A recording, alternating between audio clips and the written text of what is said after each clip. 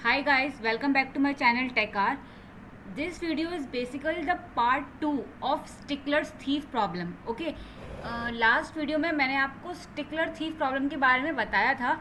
उसमें मैंने आपको केवल कोड दिया था, ठीक है, क्या कोड है, लेकिन उसके पीछे का लॉजिक और जो अप्रोच थी वो मैं नहीं समझा पाई थी. So sorry for the inconvenience. इस वीडियो में मैं आपको उसी अप्रोच को एलैबोरेट करूँगी कि किस तरीके से हमने यहाँ पे ये कोड बनाया. ठीक है, सो चलते हैं अपनी वाइट बोर्ड की तरफ. सो देखो गाइज, हमारा क्वेश्चन था 65574. ठीक है, यहाँ पे मैं क्वेश्चन लिख लेती हूँ पहले अपना. 65574 ये हमारा एक उसमें एग्जाम्पल था. ठीक है, बेसिकली ये स्टिकलर्स थीफ प्रॉब्लम थी. इस प्रॉब्लम में एक ये था कि जो एक थीफ है उसे क्या करना है, आपकी कॉलोनी में लाइन से घर, जितने भी घर हैं उसमें चोरी करनी है.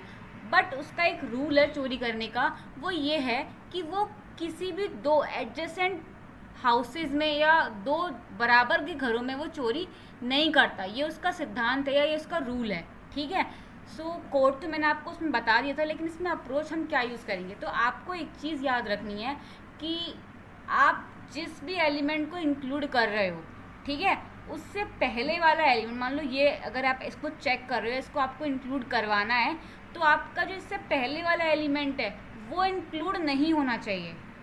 ये इसमें सबसे इम्पॉर्टेंट चीज़ है. और ज़रूरी नहीं है कि आप इस वाले नंबर के बाद आपको ये वाला नंबर लेना ही है. हो सकता है कि आपकी अप्रोच उस तरीके से सही बैठ रही हो कि आपने इस नंबर को लिया, फिर आपने इस वाले नंबर को ले लिया. ठीक है, तो इसमें हम क्या करेंगे, सबसे पहले हम इसमें दो वेरिएबल्स हमको मेंटेन करके चलने हैं, इंक्लूड एंड एक्सक्लूड. ठीक है, जो इंक्लूड वाला होगा उसके अंदर वो वाली वैल्यूज़ होंगी या वो चीज़ होगी, मतलब उस एलिमेंट की इंक्लूड वैल्यू क्या होगी वो हम लिखेंगे. और एक्सक्लूड के अंदर उसी एलिमेंट की एक्सक्लूड वैल्यू क्या होगी, मतलब अगर हम उस एलिमेंट को निकाल दें तब हमारे पास कितना प्रॉफिट आ रहा है वो होगा. ठीक है, तो चलो अब देखते हैं इसको. यहाँ पे हम लिखेंगे अपने जितने भी इंक्लूड वाले हैं वो वाले वैल्यू, और यहाँ पे लिखेंगे हम एलिमेंट्स की एक्सक्लूड वैल्यू. ठीक है, अब पहले आता है हमारा 6. ठीक, तो 6 की इंक्लूड वैल्यू क्या होगी, मतलब हम अगर 6 को इंक्लूड करते हैं तो उसकी इंक्लूड वैल्यू क्या हो जाएगी 6, और इसकी एक्सक्लूड वैल्यू क्या हो जाएगी 0, मतलब हम 6 को नहीं ले रहे. ठीक, अब आते हैं अपने इस वाले एलिमेंट पे. हमें इसको चेक करना है. इसको चेक करने के लिए, या अगर हम इसको लेना चाहते हैं, मतलब अगर इस एलिमेंट को हमें इंक्लूड करना है तो जाहिर सी बात है हमें इससे पहले वाले एलिमेंट को एक्सक्लूड करना पड़ेगा, मतलब उसको निकालना पड़ेगा. क्योंकि रूल तो यही कहता है ना कि आपको एडजेसेंट एलिमेंट्स को नहीं, या एडजेसेंट हाउसेज में चोरी नहीं करनी है, एडजेसेंट को आपको लेना ही नहीं है. तो आपको अगर इसको इंक्लूड करना है तो आपको पहले, इससे पहले वाले की एक्सक्लूड वैल्यू लेनी पड़ेगी. ठीक है, तो अब जब आप इसकी इंक्लूड वैल्यू निकालोगे, यानी कि ये वाली वैल्यू, तो आप क्या करोगे, इन दोनों का सम करोगे. और बेसिकली आपको कोड में मैंने आपको दो चीज़ें बताई थी कि अगर आप या तो इन दोनों का सम कर दो, मतलब इसको, इसकी एक्सक्लूड वैल्यू और जो आपका ये वाला एलिमेंट है, इन दोनों का आप सम लो, यानी कि 0 + 5 कितना हो गया 5, या फिर कॉमा लगा के आपका ये पुराने वाले की इंक्लूड वैल्यू यानी कि 6. इन दोनों में से कौन सा बड़ा है आपका, 5 और 6 में से आपका बड़ा है 6, तो आपने यहाँ पे 6 कर लिया, मतलब आपने इसको एक्सक्लूड किया है, आपने इसको लिया ही नहीं है. तो अब इसकी एक्सक्लूड वैल्यू क्या हो जाएगी, पुराने वाले की इंक्लूड वैल्यू. ये चीज़ आपको याद रखनी है. दोबारा रिपीट कर रही हूँ, अगर आपको किसी भी एलिमेंट को चेक करना है कि उसकी इंक्लूड वैल्यू क्या होगी, उसके लिए आपको दो चीज़ें देखनी होंगी. एक तो ये खुद, और उसकी पिछले वाले की एक्सक्लूड वैल्यू, उन दोनों का सम, या फिर उससे पहले वाले की इंक्लूड वैल्यू ले लो. इन दोनों में से जो भी बड़ा होगा वो आपके करंट एलिमेंट की इंक्लूड वैल्यू हो जाएगी. ठीक है, मतलब मैं आपको यहाँ पे अगर लिख के दिखाऊं, तो अगर हम किसी ए ऑफ आई को चेक कर रहे हैं, ठीक है, तो जो इंक्लूड वैल्यू हो जाएगी वो क्या होगी, इक्वल्स टू मैक्सिमम ऑफ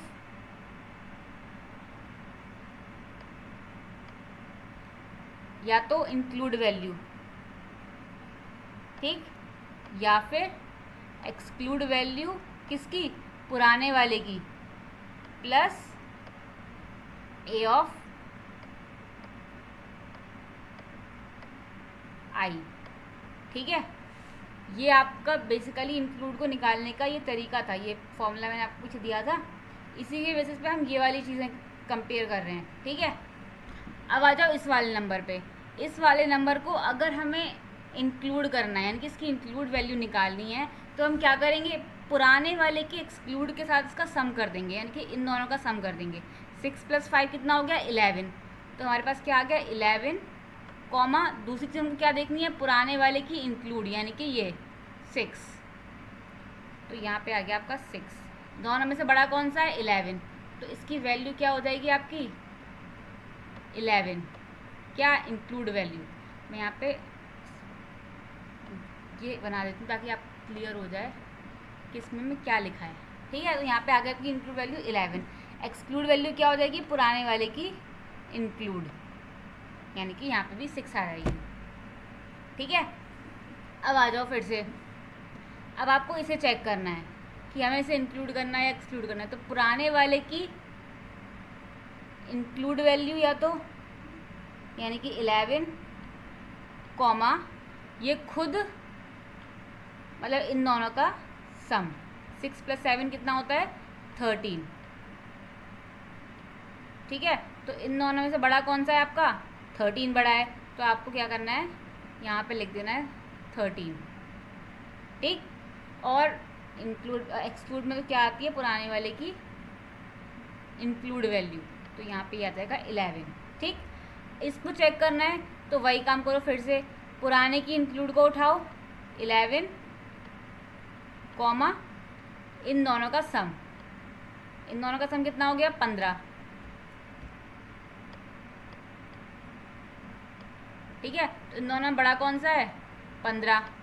ठीक है, तो यहाँ पे आ जाएगा आपका 15।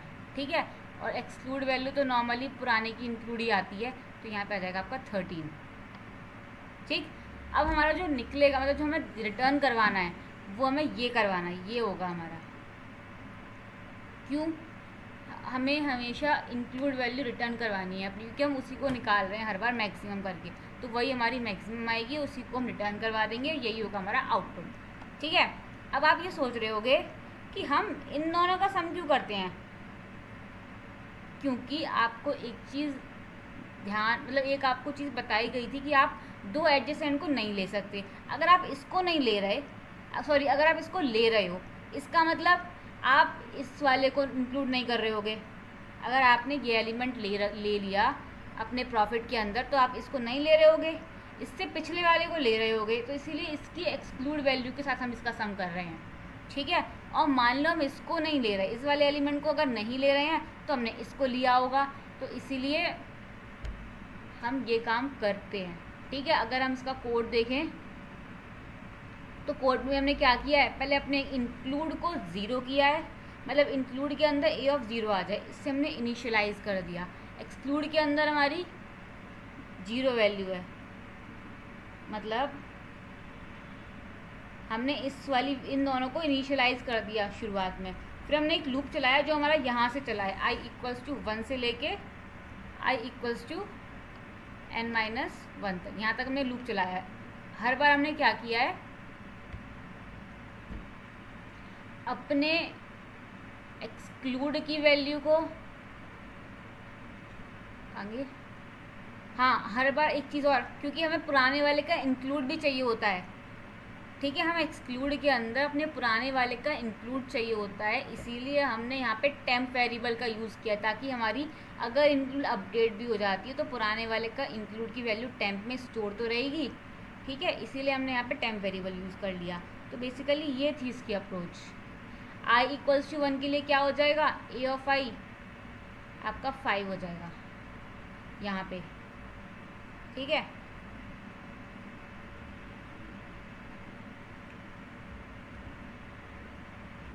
तो बेसिकली आपको इसमें दो वेरिएबल्स इंक्लूड और एक्सक्लूड में हम क्या स्टोर करवा रहे हैं वो आपको याद रखना है।